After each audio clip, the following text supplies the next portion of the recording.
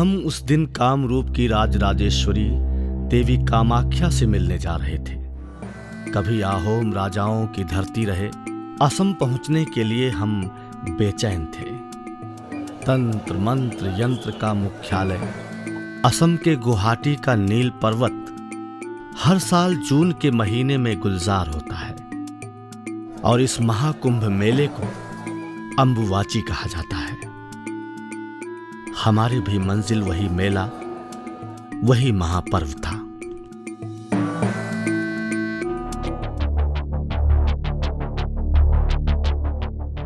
इसी धरती के एक राजा ने वर्तमान कामाख्या देवालय का पुनर्निर्माण कराया था। मैंने देखा आकाश में बादलों के झुरमुट नजर आ रहे थे। जब हम कामाख्या देवालय पहुंचे तो बारिश शुरू हो गई थी। ऐसा माना जाता है कि त्रिपुर सुंदरी मां कामाख्या भी और स्त्रियों की तरह ही वर्ष में एक बार ऋतुमती होती है। मां कामाख्या का ये काल वर्षा ऋतु के रूप में वर्ष भर में सिर्फ एक बार आता है और इन्हीं 4 दिन और 3 रातों के काल को अंबुवाची कहा जाता है।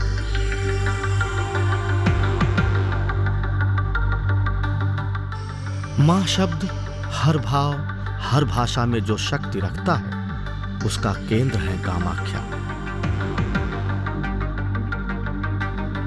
और अब हम तंत्र के उसी विश्वविख्यात कामरूप नगर में थे।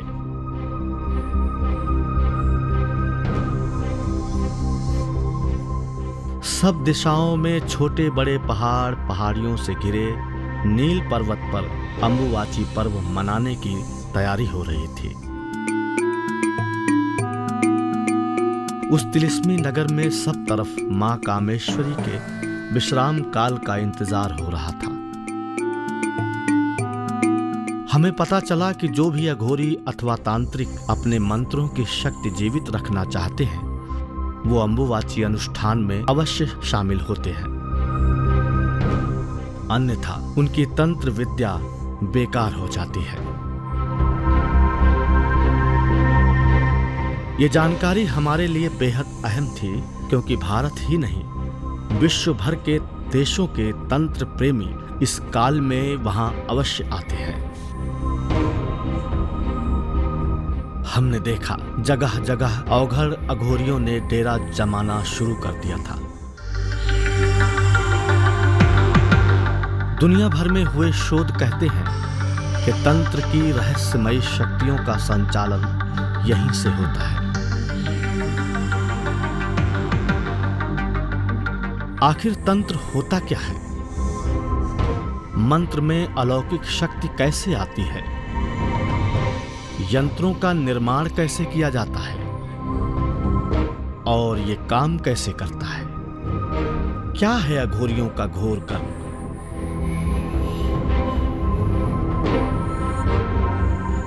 मारण तंत्र क्रिया क्या है? आखिर अघोरियों को क्यों प्रिय है शमशान?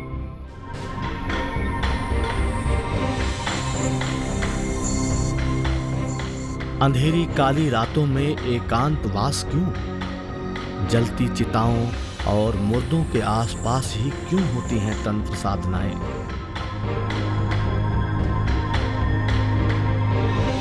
अंबुवाची मेला पास आते ही कहां से आ जाते हैं लाल काले वस्त्रों वाले विचित्र साधक,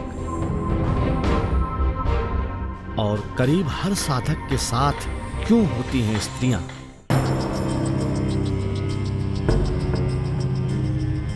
ऐसे बहुत सारे सवालों के साथ हम कामरूप नगर में भटक रहे थे।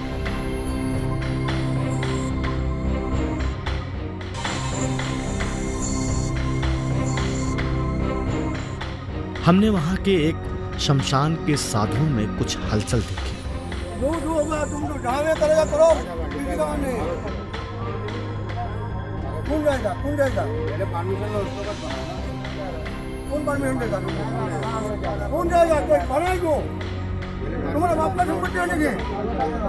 पीले कपड़े वाला एक पुजारी कापालिक साधुओं को इसलिए डांट रहा था कि उन्होंने वहां साधना के लिए यज्ञ कुंड क्यों बनाया।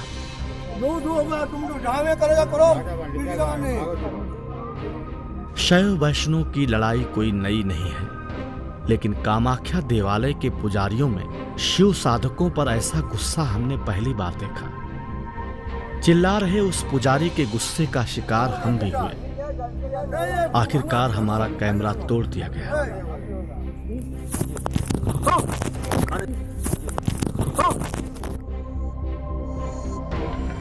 अगले दिन हमने दूसरे कैमरे का इंतजाम किया और फिर से कामाख्या देवालय पहुंचे। कामाख्या देवालय के समीप ही नागा साधुओं का 10 नामी अखाड़ा है।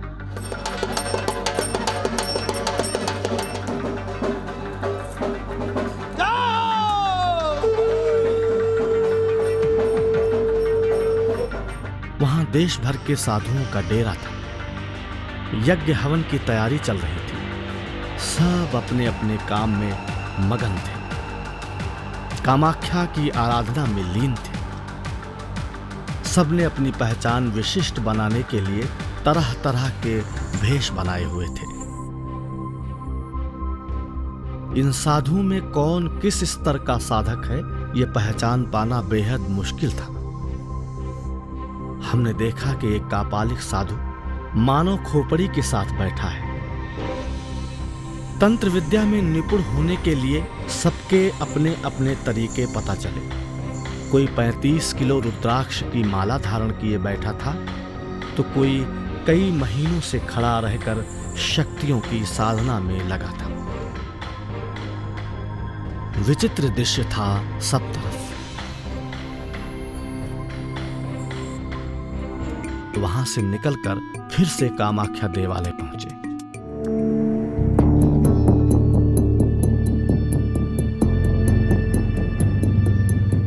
हमारी मुलाकात एक कापालिक अघोरी से हुई। शरीर में 10 महाविद्या है। ये मेरी माता 10 महाविद्या है। कामाख्या 10 महाविद्या है। और जो अच्छे कर्म करता है उसके प्राण आँख से, मुंह से, नाक से, कान से निकलते हैं। और धरती में जो बुरे कर्म करता है उसके टट्टी पेशाब निकलते हैं। आगे का स्वर्ग है, नाभि के ऊपर स्वर्ग है, इस नाभि के नीचे शरीर में। तो बाबा 10वां द्वार होता कौन सा? इसे कहते हैं कि 10वां द्वार ये बंद रहता है, नाभि वाला। अच्छा, नाभि वाला है 10वां द्वार जी। इसको खोले कैसे? इसको जो ब्रह्म हो जाता है, लीन हो जाता है, तो उसके प्राण से ऑटोमेटिक निकल जाते हैं। ये खुलता नहीं, 10वां द्वार बंद है। 9 जो अच्छे कर्म करते हैं, इसी नाभि से जीव निकल जाता है, हवा, वो ब्रह्म लोग जाता है। फिर नाभि के नीचे से जो निकलता है जीव, वो नरक योनि में जाता है। इसीलिए इसको 10वां कहा गया। अच्छा, आप लोग ये जो काला कपड़ा पहने, इसका क्या महत्व है? काला कपड़ा जी, ये शमशान है। काला कपड़ा का महत्व ये है कि किसी को नजर वजर नहीं लगती है, और इसका बहुत महत्व है। काला कपड़ा पहनने से कभी शरीर में दुख नहीं आता। अगर तंत्र विद्या कर रहा है तो नहीं लगेगा इस कपड़े से। ये शमशानी कपड़ा है, ये कुछ कपड़ा है। शंकर जी का नाम पुरुषोत्तम महाराज है, इसलिए काला कपड़ा दिया गया है, काला वस्त्र। तो ऐसा भी माना गया है बाबा कि जैसी हमारी कामना होती है वैसे ही हम हो जाते हैं। तो हम भूत की पूजा करेंगे तो भूत नहीं होंगे? भूत कोई नहीं, बहुत शंकर भगवान है। जहाँ माता के 52 शक्तिपीठ, वहाँ उमानंद भैरव के नाम से पाया है। उमानंद भैरव 52 शक्तिपीठ जहाँ गिरी, वहाँ पर भगवान शिव भैरव के नाम से प्रकट हुए। भूत कोई भैरव नहीं, भूतनाथ शंकर जी, भूतों के स्वामी शंकर जी, महाकाल जी ने कहते, भूतनाथ कहते हैं, शंकर जी भूत। तो वो सांसारिक दृष्टि से देखें बाबा, तो शमशान का जीवन तो बड़ा कठिन है। तो महाकाल ने वो जीवन बाकी भूतों को उद्धार करने के लिए ही तो लिया होगा। भूतों का उद्धार करने के लिए भूतों का नायक है वीरभद्र। जब राजा दक्ष यज्ञ में हुई थी ना, तो भूत वहाँ थे राजा दक्ष यज्ञ में। तो भगवान शिव का अपमान किया था, सती वहाँ दक्ष यज्ञ में जली थी। उन भूतों को नाश करने के लिए वीरभद्र को भेजा था। तब से भगवान शिव को याद करने लगे दक्ष के लिए और कम दक्ष के लिए। भगवान शिव और सती है। जय भीम। कभी राजा दक्ष की मुंडी काटी गई, बकरा का लगाई गई, बलि होती है। कोई बताते हैं बलि चालू। ओ, तो बकरा अभी तक सजा क्यों पा रहा है बाबा? लेकिन दक्ष राजा दक्ष कभी गलत करता है ना। हाँ, मैं नहीं करता, मैं किसी के मैंने धम्मा रावण कर देता वो नहीं कर पाया। तो बकरा लेकिन नहीं कर रहा। हाँ हाँ, मैं सब खराब है। मैं दक्ष करता था, मैं दक्ष वो अपने 2 शिष्यों के साथ देवी कामाख्या देवालय की सीढ़ियों पर बैठे थे।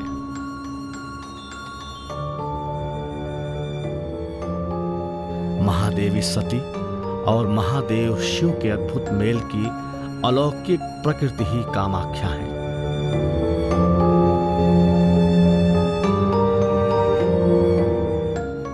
ये रहस्य अब खुल चुका था। ये महाशक्ति की कृपा ही मानी जाएगी कि वो खुद के अस्तित्व की थोड़ी समझ अपने याचक को प्रदान करे।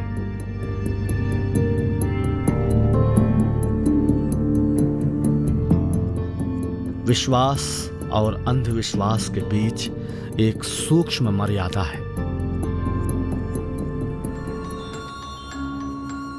वो मर्यादा या समाधि टूटी तो साधक पागल भी हो सकता है।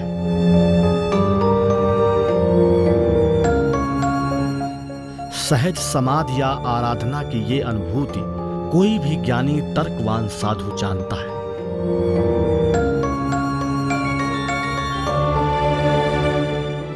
इसीलिए कामरूप कामाख्या प्रांगण में कोई संसारी यात्री भी अनियमित नहीं दिखा। It's my second time in Kamakya temple and I just wanted to experience the goddess festival. What are the feelings for this? Very nice. I attended Kumbh Mela already twice in Allahabad and in Haridwar. And this is for me like a mini Kumbh Mela, but much more peaceful. In Kumbh Mela you have crowd movements and it can be very suffocating, but here people are very nice and there's no violence. It's very nice. Right? Yeah, it's nice. You come from this area every year? I live here. You live here? Yeah, I live in Meghalaya. Here. 10 years ago, 12 years ago. Every year? No, I live here. Live here? Yes, in Meghalaya. My wife is Kasi. Your wife was there? No, she's home with my daughter. Things appreciate that. Jai Mata Di. ऐसा माना जाता है कि वहां की कामरूप नगर का संचालन खुद राजराजेश्वरी मां कामाख्या ही करती है।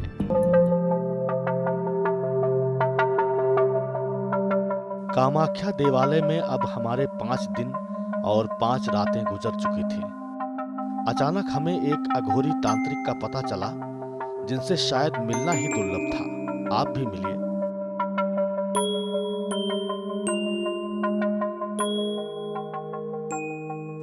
बाबा कहते हैं कि हर कोई माँ के किसी एक रूप को सिद्ध करता है। हाँ, ये कहाँ तक सच्चाई है और अगर ये ऐसा है तो आपने किसको सिद्ध किया? एक तो सबसे पहला आया है पद्य आलीढ़ पदा जस्य प्रत्यालीढ़ा छने छने अनंत रूपनी श्यामा को वक्तुम शक्यते प्रिय। एक श्यामा अनेक रूप में है। स्वयं कामाख्या जो है काली है, कोई दुर्गा कह रहे हैं, कोई जिसका जो भाव है वो उस भाव में देख रहे हैं। हम लोग भक्त हैं, हम लोगों का उपासना होता है, साधना नहीं, कोई चीज़ से सिद्धि करना नहीं है, सिर्फ आपके चरण में रहें। तो ये तो बाबा बहुत बड़ा भाव है, सात्विक भाव है। हाँ। लेकिन वो तामसिक देवी भी है, तो तामसिक साधक भी है। तो बहुत सारे लोग ऐसी विचित्र कामना के साथ यहाँ आते हैं, इसको सुन के ही डर लगता है। ये जो जहाँ तक यहाँ साधक आते हैं, हर तरह के साधक यहाँ आते हैं, वैष्णव से लेकर के सौर गणपति हर विभाग के साधक यहाँ रहते हैं। इस साधना के अंदर में सबका लक्ष्य अपना अपना अलग हो जाता है। 10 महाविद्या स्वरूपा देखू माँ को ना रही छी, देखू माँ दुखरा हमर सब कष्ट हरू करुणा करी छी। मेरा ये भाव है। अच्छा बाबा, यहाँ कहा जाता है कि 10 महाविद्याएं 9 महाविद्याएं यहाँ हैं, 10 महाविद्या है यहाँ, लेकिन उसका पता नहीं चला। इसलिए तारा का यहाँ मूर्ति रखा गया, अन्य सब जगह जल का पूजा होता है। उस पते नहीं चला, शंकराचार्य ने पता लगाए तो फिर उसके बाद कौन ऐसे ऋषि हुए हैं जो पता लगाएंगे? वो लोग जो पैदल भ्रमण करके हिंदुस्तान को अपना जस प्रतिष्ठा और मान दिए, जो साधक के लिए इतना अमूल्य अमूल्य चीज छोड़ करके गए, आज तो वह है नहीं, आज तो है इन्हें चीज निकालो, है देखियो खून गिरने लगा, सुई मुंह से निकल गए। इसकी साधनाएं हैं, तो ये साधना नहीं है, ये प्रेत जीवन है। कामाख्या पीठ है, महापीठ है, और इस महापीठ में योनि रूपा भगवती नीलांचल पर्वत है। नरकासुर बहुत अत्याचारी हुआ और इंद्र जो था जबरदस्ती राजस्वला कोई करके उसके साथ संभोग किए थे, उससे नरकासुर का जन्म हुआ। तो वही असुर वाला प्रवृत्ति था उनमें, तो उनको एक रोज ले गई पकड़ के, चलो जाकर के राजा को पूछे कि हे इंद्र, आप तो बहुत बड़ा तारीफ की उस समय, लेकिन आज इस बच्चे का क्या होगा? ये जो इतना राक्षस प्रवृत्ति निकला, इसका हर प्रवृत्ति गड़बड़ है, इसके लिए क्या हो? बोला देखो बेटा राजा का है, तो जाओ इसको हम प्राग ज्योतिषपुर का राज दे देते हैं। ये गुवाहाटी जो है, ये प्राग ज्योतिषपुर नाम से पहले विख्यात था। इसके बाद तो यहाँ उपद्रव होने लगा, नवग्रह आश्रम टूटा, बहुत सा चीज टूट गया। यहाँ योनि रूपा भगवती है। राजस्वला महातेजा कामाक्षी ध्यायते सदा है। राजस्वला का यही अवस्था है जिसमें हर साधक यहाँ आते हैं। तो ये 2 तरह का पीठ है, ये योनि पीठ है और एक बिंदु पीठ है, जिसको आप लोग विंध्याचल कहते हैं। बिंदु क्षेत्र से विंध्याचल हुआ है। वहाँ है अश्वत्थ नंदी पुरस्त कुर्मा कारंग जाशिला चतुर्हस्त प्रमाणेन भगलिंग समन्वितम। वहाँ लिंग लगा हुआ योनि पीठ है। शिव पुराण के मुताबिक विंध्याचल के बारे में कहा जाता है कि वहाँ के दर्शन से प्रेत योनि से भी मुक्ति मिल जाती है। हर योनि से। योनि जो है यह गति और अगति दोनों की ओर ढल रहा है। आज जो साधक है वो इसी में ढल करके कहीं जेल में सड़ रहे हैं, कहीं कहीं पड़े हैं। तो गति देने वाली, मुक्ति देने वाली, हर चीज़ देने वाली है, लेकिन आपको बंदूक राइफल लाइसेंस करके मिल गया गवर्नमेंट से, आप उससे डकैती कर रहे हैं, तो ये आपकी नहीं खुशी है?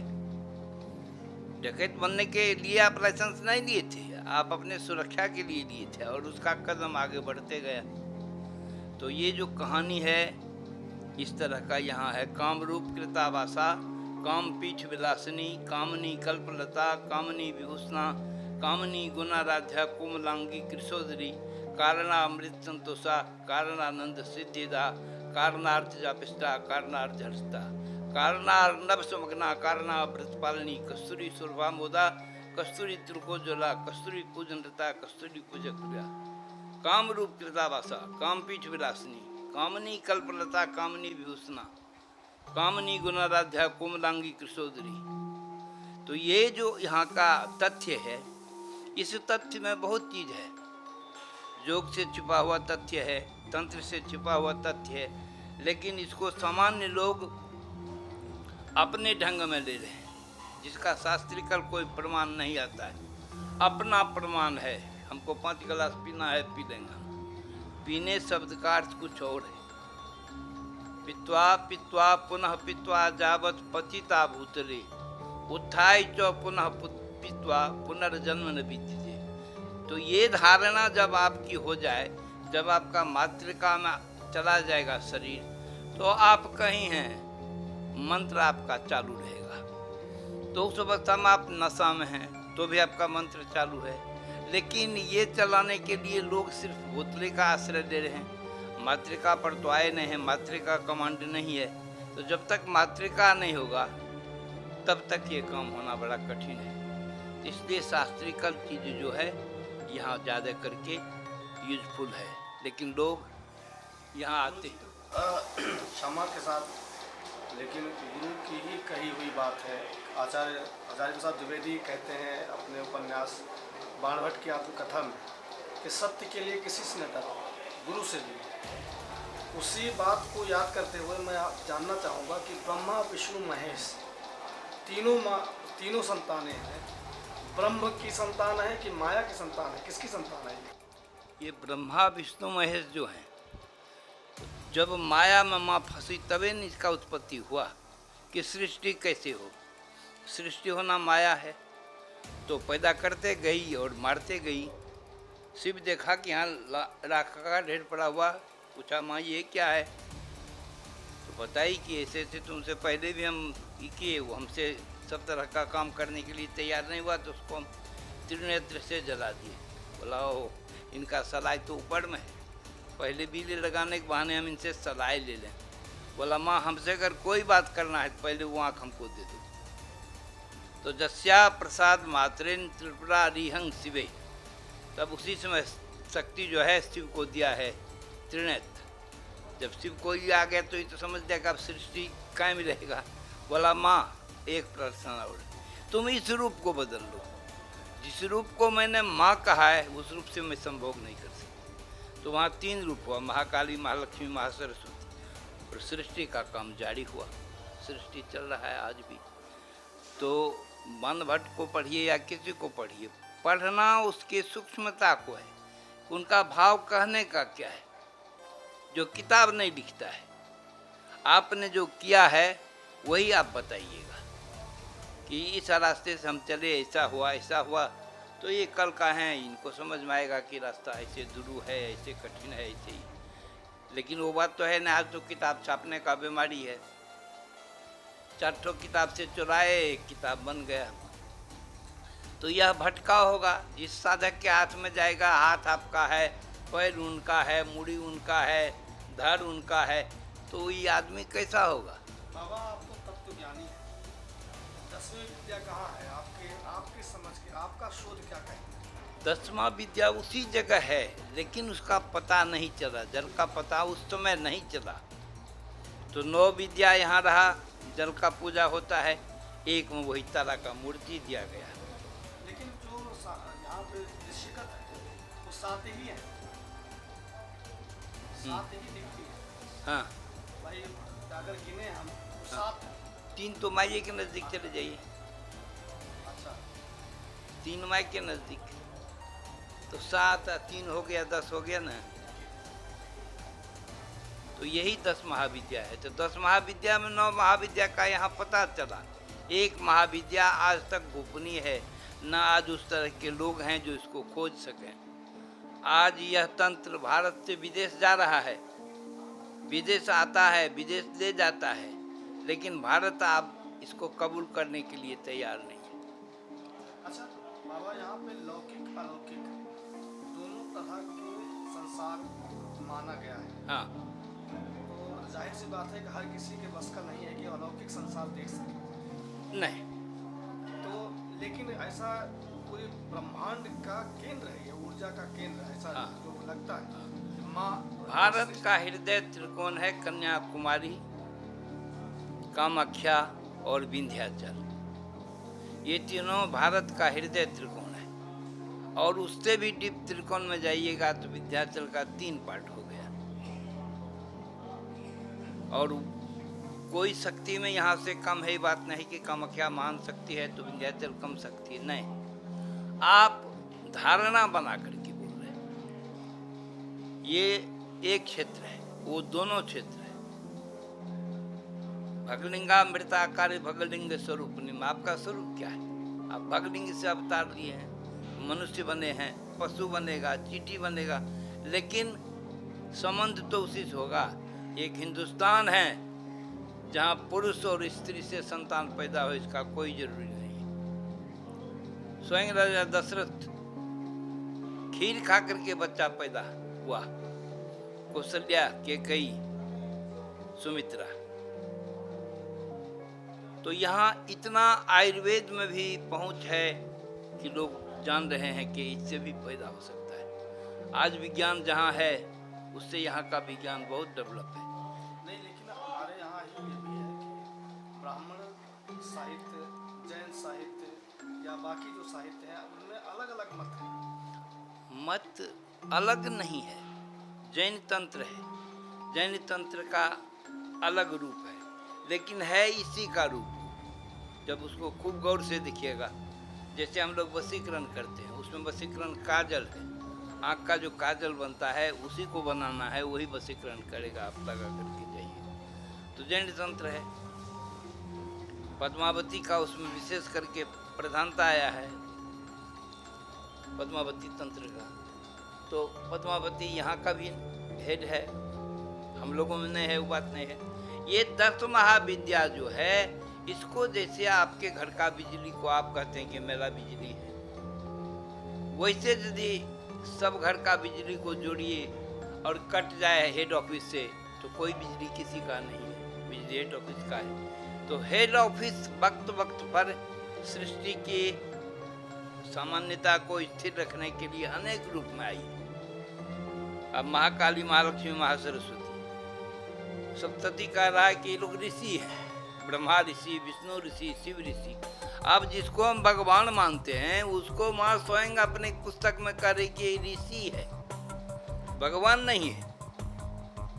और पढ़ियो रहे हैं हम उसी के बात को। और ऋषित्व जो प्राप्त किए तो बगैर शक्ति से नहीं किए। गए एक बार शक्ति के साम्राज्य को देखने के लिए, तो बगैर पूछे ब्रह्मा ढूंढ गए, वो भी वो नारी हो गए। विष्णु भी वैसे चले गए, वो भी नारी हो गए। तब शिव का पारी आया, शिव जाकर के देखने लगा कि दोनों गया तो गया कहाँ, दिखाओ, बिना आज्ञा का टूट गया। तब आज्ञा लिए कि माँ अगर कहिए तो हम आपके राज को देखें। बोला हाँ देख सकते हो। चारों बगल ऐसे ऐसे करें, कहीं मिलवे न करे, न ब्रह्मा है न विष्णु, तो नारी बन के। तब बोले कि माँ ऐसे ऐसे 2 आदमी मेरा आए थे, वही दोनों है, इसका रूप बनाइए। फिर उसका वो रूप आया। बोला माँ अब हम लोगों को विदा कीजिए, कहा कि सृष्टि का बहुत काम हम लोगों के हाथ में पड़ा हुआ है। बोला बेटा जिस समय तुम वहाँ छोड़े ना, उसी समय 3 ब्रह्मा विष्णु महेश बना करके वहाँ भेज दिया गया। तुम जाओ या मेरे यहाँ रहो, इससे कोई अंतर नहीं होगा। मेरे यहाँ हजारों ब्रह्मा हैं, हजारों विष्णु हैं, हजारों सब कुछ है। तो जब ज्ञान होगा, धर्म ते विरति योग ते ज्ञाना, ज्ञान मोक्ष पद वेद बखाना। जब ज्ञान हो जाएगा तभी न मोक्ष होगा। आपको अभी ये चीज का ज्ञान है, आप हमरे मुंह लगा दिए, हमारा आवाज बढ़ गया। अगर ज्ञान नहीं हो तो इसमें आवाज है लेकिन हम उसको कुछ कर नहीं सकते हैं। जैसे रेडियो, एक तीर का अंतर है, एक जगह से अमेरिका लग जाएगा, एक जगह से रूस लग जाएगा, एक जगह से बिहार लग जाएगा। तो वो जो अंतर है उसको जो पढ़ा है, जो देखा है, जो उस पर अमल किया है, उसी के लिए है। तो वैसे अब अमल का बात नहीं है। अब अब तो पढ़ाई लिखाई का उतना समय नहीं रहा, संस्कार नहीं रहा। लेकिन यहाँ मैंने देखा कुछ, तो मैंने शोध किए, शमशान गया, वहाँ कपाल के साथ, नरमुंड के साथ लोग साधना कर रहे हैं, शांत है, बिना किसी उच्चारण के, और आहुति दी जा रही है। और तरह के कुछ नेगेटिव पावर्स फील भी हुई कि वहाँ बहुत सारी चीज़ें ऐसी कुछ हैं। ये लोग कौन से साधक हैं और क्या करते हैं ये और क्यों करते हैं? ये 2 तरह का साधना है। एक साधना है कि अपने रास्ता से आप शुद्ध होकर के जाइए। एक है कि संसार को चलाते हुए आप जा रहे हैं। अभी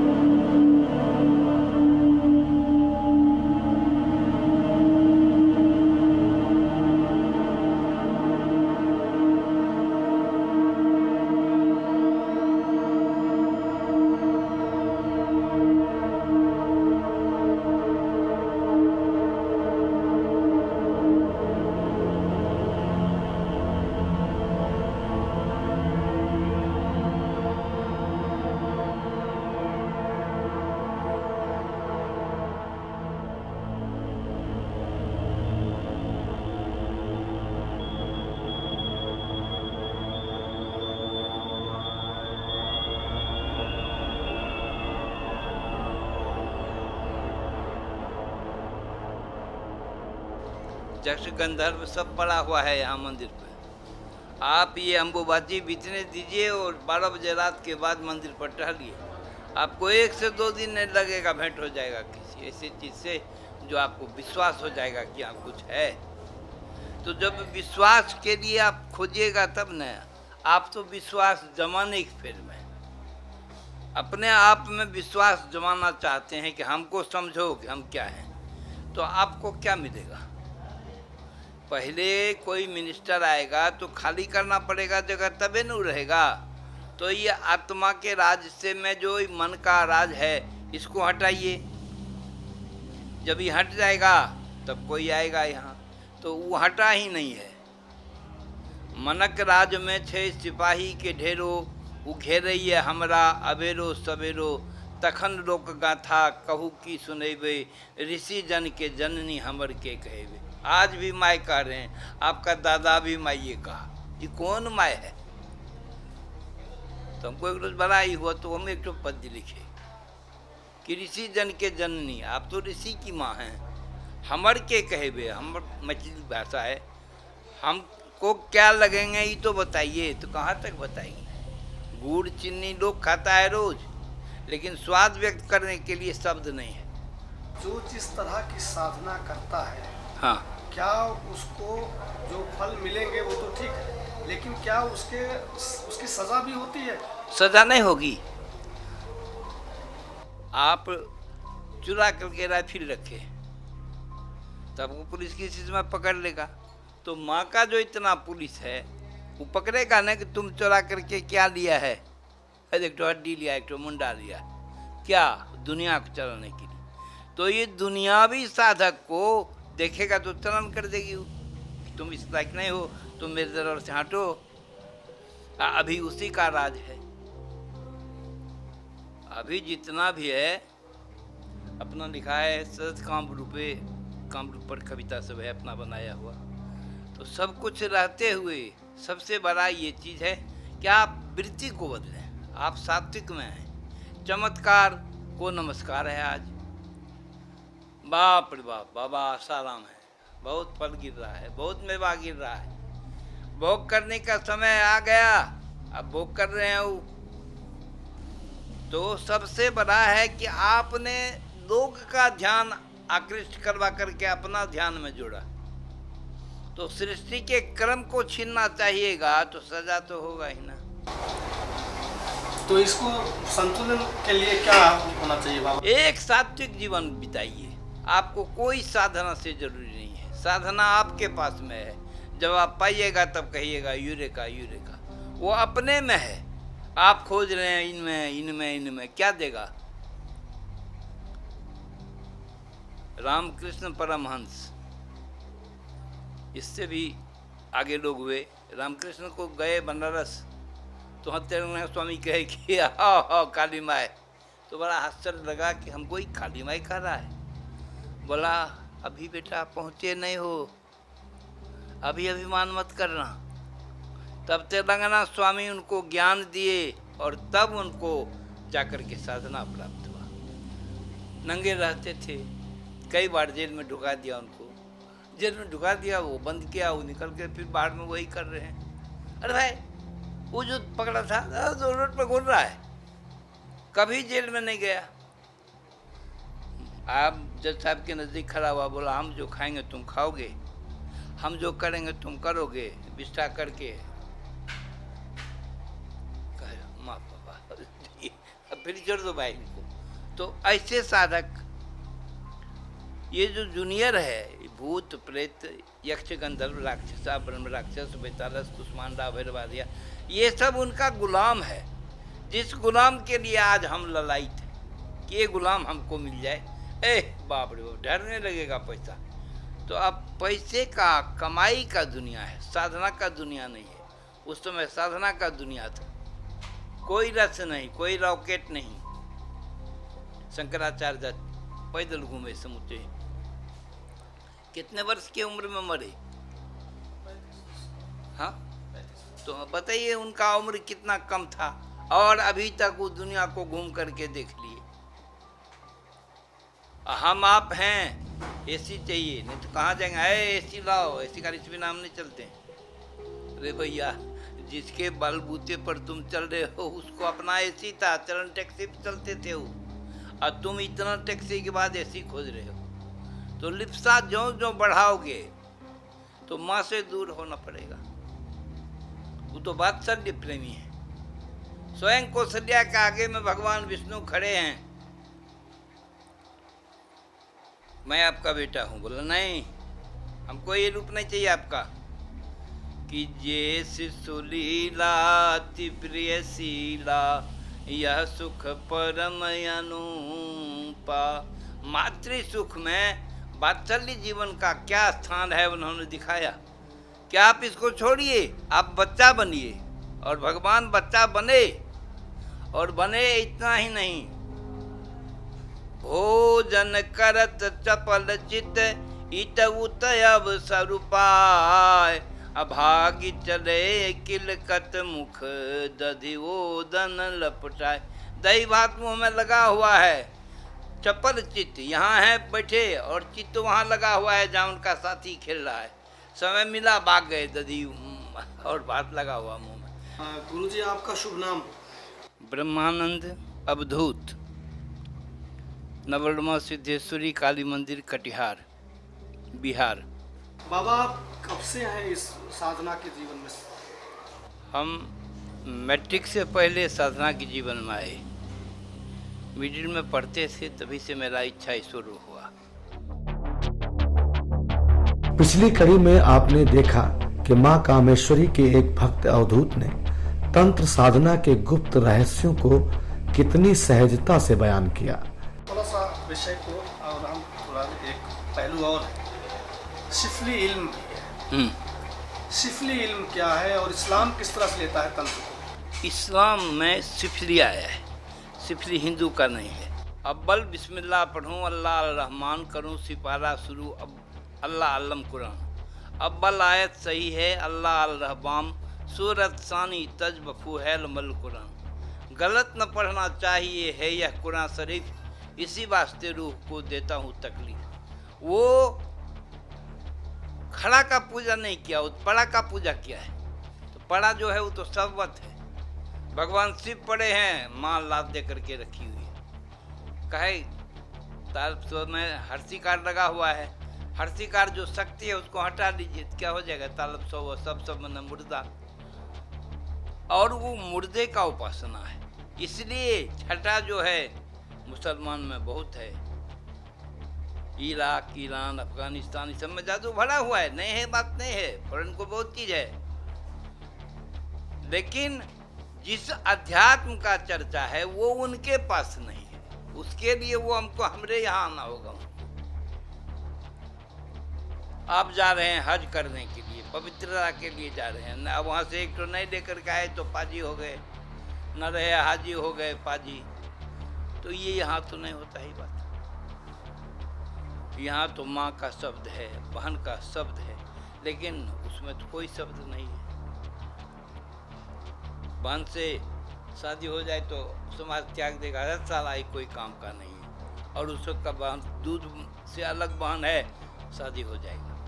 अच्छा बाबा, आजकल ये देखा जा रहा है पिछले लगभग 40-50 सालों से कि हर किसी तांत्रिक को जिन्न चाहिए। ये जिन्न का क्या मतलब है? जिन्न एक रूह है जो रूह की काम में लिप्त था, और उसी समय उसका मर्डर हो गया, मर गया, वो गाड़ी से चिपा गया, तो उस रूह को पकड़ता है। लाहू लाहू इल्लाहु काइन ने कुन तो मिन ज्वाले मिन, ऐसे करके उसको पकड़ने का है, उसको पकड़ लिया। तो वो रूह जब पकड़ा गया तो वो रूह करेगा क्या? सेंट देगा, इत्र देगा। इस होकर के घर अभी चला जाए जिन, तो आप हमको लगेगा कि डूब गए सेंट में। कहा कि वो राजा है, तो राजा जा रहा है तो उसके शरीर का गंध निकल रहा है, लेकिन वो राजा है, मेरा नहीं, उसी का। मेरा राजा को तो सेंट चढ़ता है, हम लोग देते हैं, सेंट चढ़ाते हैं, हम लोग चूड़ी चढ़ाते हैं। हनुमान जी गए अहरावन के साथ, पताल अहरावन के साथ, और वहाँ काली जी को कहा माँ हट जाओ, आज मेरा पारी है, तुमसे हाथ नहीं सपड़ेगा। माँ हट गई, हनुमान जी बैठ गए वहाँ। जो लड्डू पेड़ा देते जाए हनुमान जी, गदगद है वहाँ के लोग, बाप रे बाप।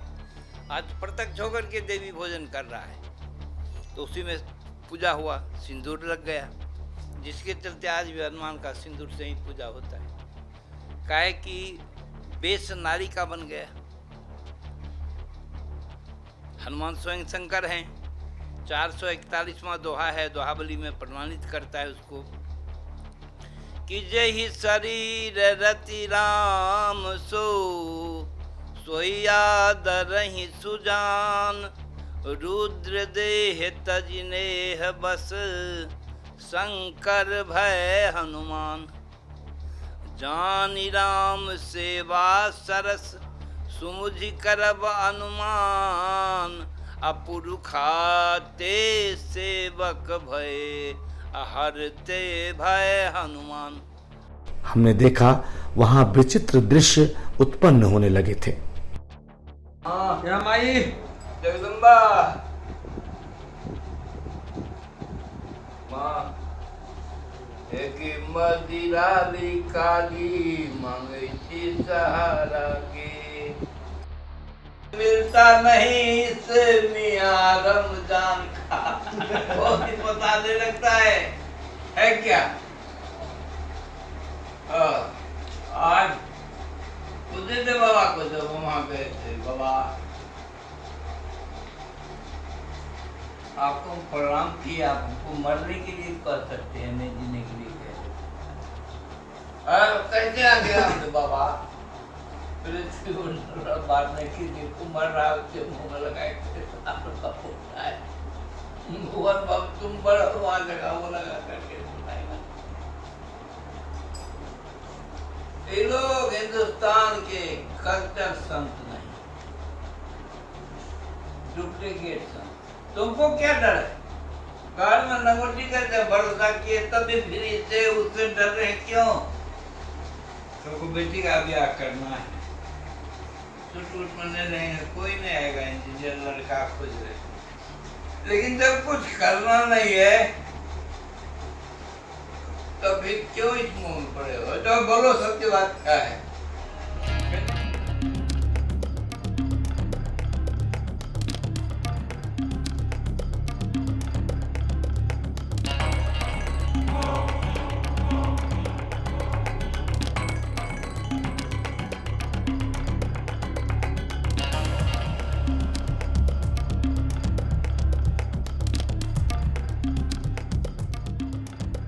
कामाख्या धाम यात्रा में अब हमें 8 दिन हो चुके थे।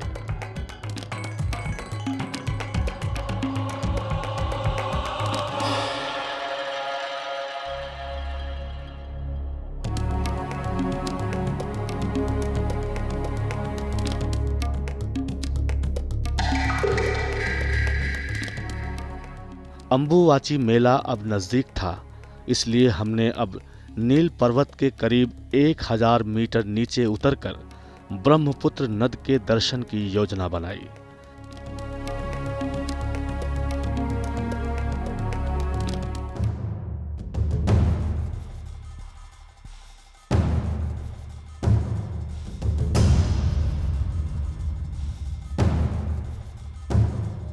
इसी मार्ग में एक हंटिंग प्लेस भी है, जहां की तस्वीरें लेना मना है।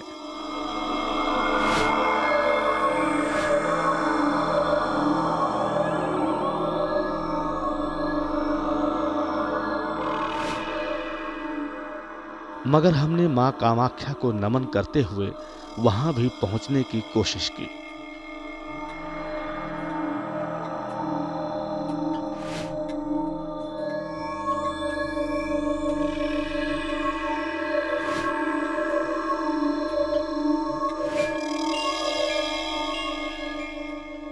अब हम ब्रह्मपुत्र नद के उस तट पर थे जहां से समूचे नील पर्वत को जल पहुंचाया जाता है।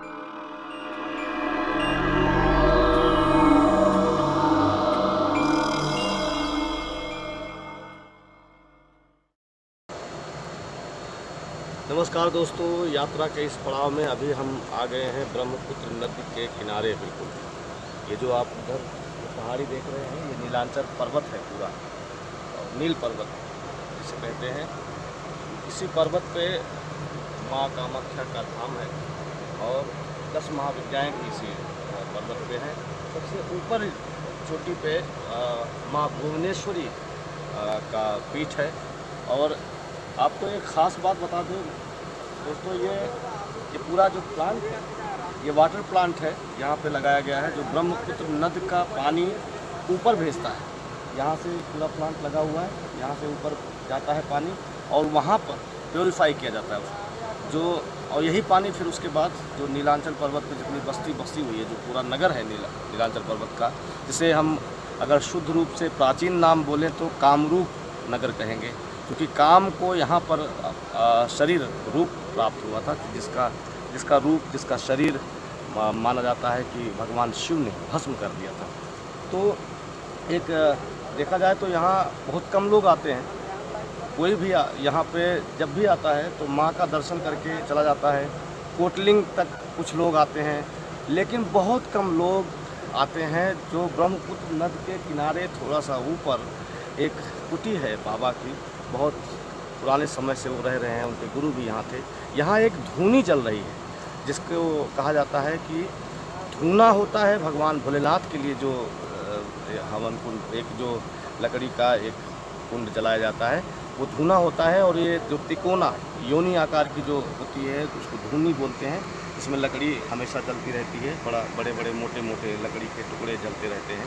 यहाँ पर एक ऐसी धूनी है जो कहा जाता है कि जब से जलाई गई तब से अभी तक नहीं बुझी है और उसका बड़ा महत्व है। यहाँ पर कहते हैं कि जो भी साधक यहाँ साधना के लिए आते हैं, अगर यहाँ तक कोई पहुँच गया और यहाँ पर साधना कर ली तो उसकी साधना निश्चित रूप से सफल होती है, क्योंकि यहाँ पर गणेश जी विराजमान है। और सबको मालूम है, अगर जो लोग शिव पुराण से या शैव परंपरा से वाकिफ़ हैं, उनको मालूम है कि हर सब तरह की सिद्धियों के दाता गणेश है और गणेश का स्थान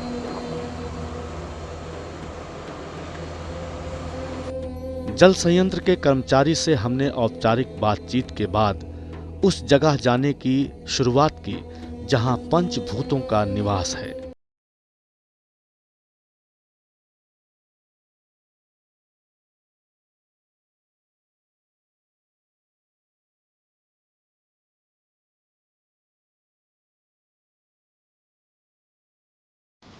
इजिप्ट, तो मिस्र का इजिप्ट में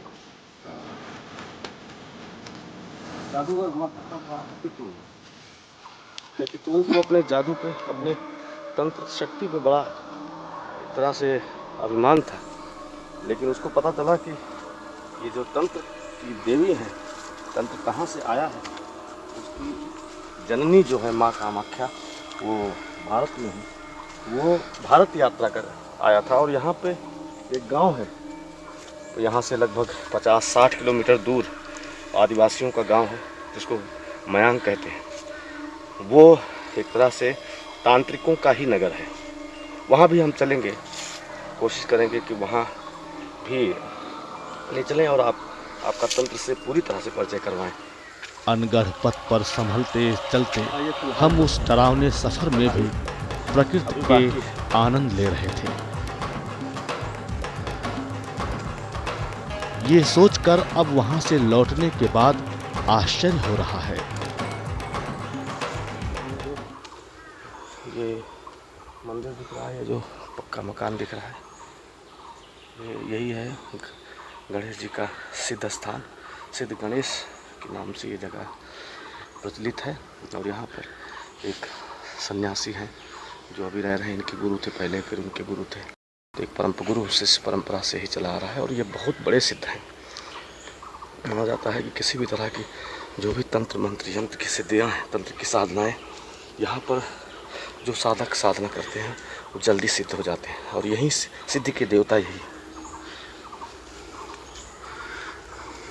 फोटोग्राफी वैसे तो ये लोग मना करते हैं क्योंकि हवा की कोई तस्वीर नहीं होती, लेकिन हवा को महसूस तो किया जा सकता है अगर हवा है तो। लौकिक जो है वो खुली आंखों की माया, और जो भी अलौकिक वह हर कोई कहां देख पाया। कामरूप की राज राजेश्वरी महामाया मां कामाख्या की कृपा से कुछ भी संभव है, इसमें संशय कोई मूर्ख ही करेगा। खैर, आत्मा के अध्ययन की हमारी कोशिश जारी थी और हम मां कामाख्या के द्वारपालों के समाधि की तरफ बढ़े जा रहे थे। आखिरकार हम उस हंटेड प्लेस के करीब पहुंच गए। उस स्थल की मान्यता के सम्मान स्वरूप हमने अपना कैमरा बंद कर देना ही उचित समझा। तंत्र का जो साम्राज्य है वो यहीं पे है, पर मिलता किसी को नहीं है। जिसको देवी कृपा हो जाए उसको मिल जाता है। किसको वो देंगी किसको नहीं देंगी ये फैसला उनका है। हम लोगों का कर्तव्य है करना, और चाहत नहीं रख सकते कि हमको ये मिले। खाली कर सकते हैं पर इच्छा नहीं रख सकते। तंत्र का मतलब ही है।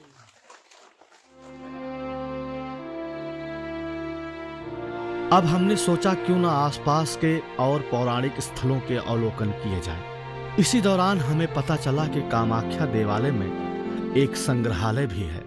बताया जाता है कि संग्रहालय में कई ऐसी वस्तुएं हैं जिनका इतिहास अभी तक गोपनीय है।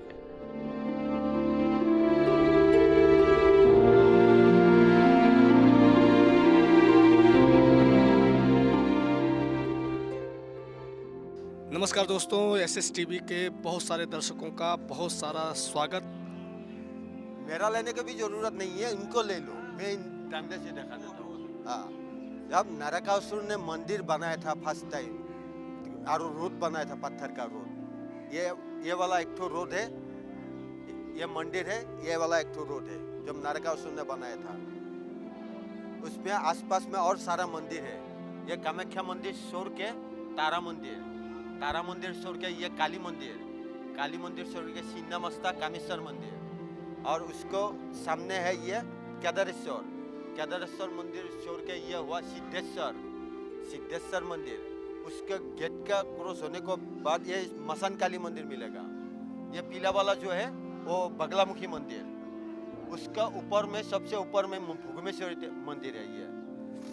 ये पीछे में है, मंदिर का साइड में है ये धुमावती, उसको नीचे में और भैरवी मंदिर है। ये हुआ आपका तीर्थनाथ मंदिर, ये हुआ शीतला देवी मंदिर, ये हुआ महाकाल गणेश, ये हुआ आपका जय दुर्गा वन दुर्गा, ये हुआ जय दुर्गा, ये हुआ ललिता कांता, ये हुआ ताल बेताल, ये हुआ धारपाल गणेश, ये हुआ विश्वकर्मा मंदिर, ये हुआ महादेव मंदिर है, वो पंचो पांडव मंदिर है। पीछे में और हनुमान मंदिर है, और उनका पीछे में कोटिलिंग मंदिर है, उनका नीचे और सिद्धि गणेश है। ये चारों दिशा में 4 द्वारपाल है। द्वारपाल का नाम है सिद्धि गणेश, हनुमान रूपी गणेश और महाकाल गणेश। यह हुआ द्वारपाल गणेश। दोस्तों, आज हम माँ कामाख्या के म्यूजियम में हैं, और म्यूजियम में हमारे साथ एक ऐसे ख़ास व्यक्ति हैं, ख़ास शख्सियत हैं। शख्सियत इसलिए कि माँ सबको अपनी सेवा का हक नहीं देती हैं, और इनको माँ की सेवा का हक प्राप्त है। तो हमारे साथ हैं एक बेहतरीन इंसान, एक बेहतरीन कलाकार, दीपू कलिता जी। दीपू कलिता जी से बात करेंगे। हमारे साथ हैं दीपू कलिता जी, आपका बहुत बहुत स्वागत है SSTV के। दीपू जी, आप यहाँ क्या देखते हैं? मैं म्यूजियम केयरटेकर हूँ, और म्यूजियम केयरटेकर होने से भी मैं बैठ नहीं रहता हूँ, क्योंकि मैं कुछ मैं करता हूँ। जैसे मेरा बैठ के अच्छा नहीं लगता है, तो मैं हाथ से कोई जो नीलाचल पर्वत बनाया, कोई लकड़ी का कोई एक डाल मिला हूँ, बाकी उसको जड़ मिला हूँ, उसके कुछ रिसर्च करके उसको कुछ सामान निकाल देता हूँ। कोई जोड़ा वोड़ा नहीं है, एक ही जड़ से एक सामान होना चाहिए, ऐसा वाला सामान मैं निकालता हूँ। अच्छा, एक सिंगल पीस से एक सिंगल पीस से मैं कुछ उसको निकाल लेता हूँ। अगर और कभी मैं पत्थर का भी मूर्ति बना लेता हूँ। आप कब से हैं यहाँ पे? मेरा तो इसमें जाना मैं इधर है, लेकिन म्यूजियम 11 साल हुआ है। 11 साल से मैं म्यूजियम पे हूँ। दीपू जी, पिछले लगभग मैं 1 महीने से यहाँ पे हूँ और लगातार मैं यहाँ पे रिसर्च कर रहा था, शोध कर रहा था और बहुत सारे दृश्य देखे।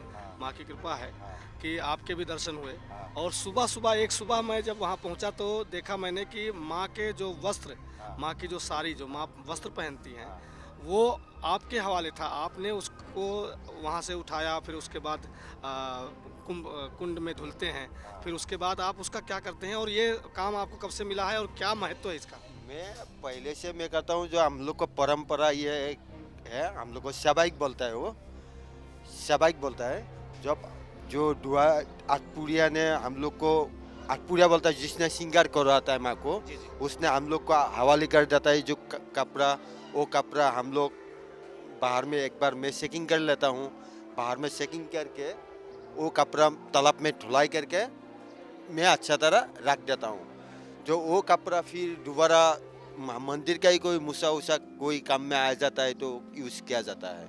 अच्छा, उस कपड़े को और कहीं किसी को, जैसे कि तांत्रिकों के लिए माँ के हर चीज़ का बड़ा महत्व है, तो क्या वो कपड़ा तांत्रिक लोग भी मांगते हैं आपसे? वो कपड़ा मांगने से भी हम लोग को मंदिर का तरफ से वो कपड़ा दिया नहीं जाता है। वो कपड़ा दिया नहीं जाता है, तो हम लोग को मंदिर में ही जमा रहता है ये। और जिस कुंड में आप धुल रहे थे माँ का कपड़ा, वो कुंड का मतलब क्या है? वो कुंडू का मतलब नहीं, वो सौभाग्य कुंडू है। सौभाग्य कुंडू बोलता है, एक ही कुंडू है तो उसमें भाग कर दिया है। जैसे वो हम लोग को मंदिर का पूजा का काम, पूजा का ये यूज, पूजा का पानी जल रहने के लिए यूज करता है।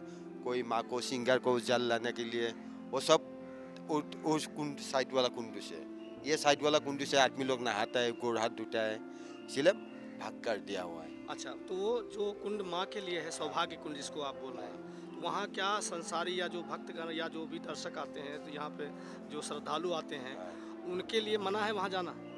माना नहीं है, माना नहीं है, लेकिन वो कुंडू में गोड़ हाथ नहीं धोता है आदमी लोग, क्योंकि वो कुंडू से जल माँ को सराता है। कोई माँ को पूजा का सामान धुलाई उलाई करता है, कोई प्रसाद धुलाई उलाई करता है, तो पूजा में यूज करता है ना वो वाटर, इसीलिए वहाँ में कोई गोड़ हाथ नहीं धोता है। उसमें नहाते भी नहीं है? उसमें कोई नहाता भी नहीं है। अच्छा,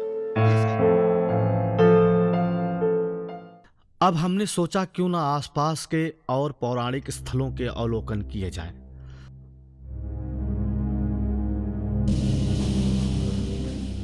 इसी दौरान हमें पता चला कि कामाख्या देवालय में एक संग्रहालय भी है, जहां देवालय की नई पुरानी वस्तुओं को सहेज कर रखा गया है।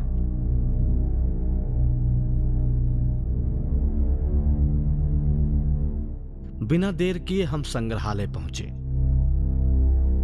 म्यूजियम के मुख्य द्वार पर ही एक बहुत ही पुराना महिष यानी भैंसे का सिर लटक रहा था। यकीनन वो सिर कभी देवी कामाख्या को बलि के बाद अर्पित किया गया होगा।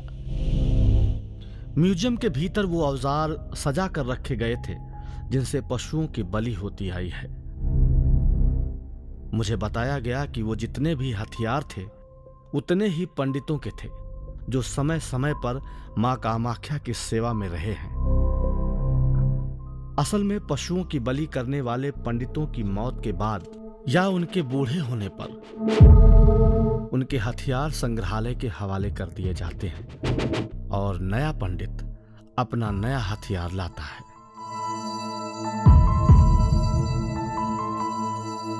संग्रहालय के पास बहुत सारी खंडित प्रतिमाएं दिखी।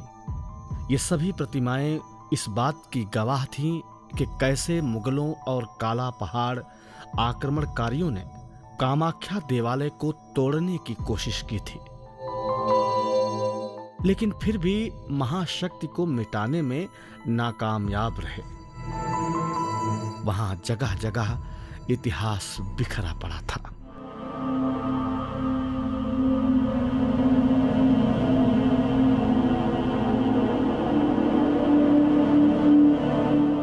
मां कामाख्या के वो दुर्लभ वस्त्र भी दिखे जिसके लिए तांत्रिक हमेशा लालायित रहते हैं।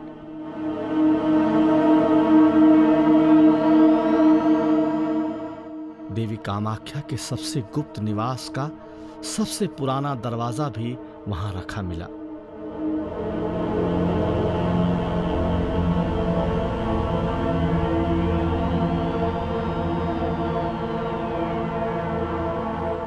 बताया जाता है कि संग्रहालय में कई ऐसी वस्तुएं हैं जिनका इतिहास अभी तक गोपनीय है। मां को भोग लगाने के लिए प्राचीन समय में जिन पत्थर की थालियों और कटोरों का प्रयोग किया जाता था, वो भी संग्रहालय में सुरक्षित रखे गए हैं।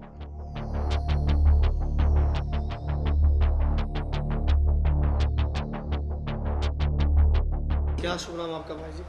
मेरा नाम नरेश मनोहर लाल पिरतियानी उर्फ मऊ के नाम से पहचानते हैं। हम मुंबई के कल्याण उल्लासनगर के रहने वाले हैं। जाति से सिंधी है।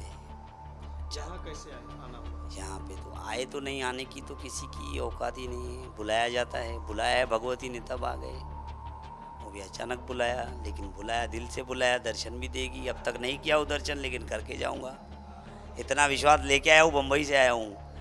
आने में हमको देवी ने परीक्षा भी ली। हमारी फ़्लाइट भी मिस हो गई 4:40 की, फ्राइडे की, उड़ीसा की, आसाम की, जो गुवाहाटी आती है, वो मिस हो गई। हमने सब्र किया, परीक्षा है, देवी है, ऐसा तो सौंपा तो नहीं यहाँ आना। संसार में, पूरे वर्ल्ड में देवियों का स्थान देखो या कोई भी शक्ति, महाशक्ति देखो, पीठ देखो, इनसे बड़ी कोई शक्ति है ही नहीं वर्ल्ड में। यहाँ से ही शुरुआत है, यहाँ पर ही अंत है। ये देवी का ऐसा स्थान है। जब देवी ने बुला लिया है तो सब वही करेगी, दर्शन भी देगी। अब तक तो दर्शन नहीं किया हो, लेकिन करूँगा, ये भी विश्वास है, कराएगी जरूर। प्रसाद खा लिया मैंने, भोग प्रसाद मिल गया। तो लेकिन इस वक्त ये जो यहाँ आना है, तो मैं आया नहीं हूँ। अगर मैं यहाँ खड़ा हूँ, क्या है ये देवी की जो पहले के जो 200-500-1000 साल पुराने जो देवी के भोग लगते थे, जो बर्तन है, वो बर्तन है। ये जो बर्तन है, इस वक्त अपन खड़े, ये देवी की छत्र छाया में ही खड़े हैं। यही सबूत है कि मुझे बुलाया है। आज आए हैं मेले में, काफ़ी पब्लिक है, कोई साधु संतों से है, कोई देवी के दर्शन में, कोई क्या है, कोई क्या है। इस वक्त मैं जहाँ खुद को पा रहा हूँ, मैं तो माँ के चरणों में ही पा रहा हूँ ना। कामरू कामाख्या में कोई भी प्रश्नों के उत्तर सीधा सीधा नहीं देता। उत्तर आपको खुद समझना पड़ेगा। वहां लौकिक अलौकिक दोनों तरह की शक्तियां मानी जाती हैं, मगर यह तिलिस्म इतना कठिन है कि जो तोड़ता है वो बोलना छोड़ देता है।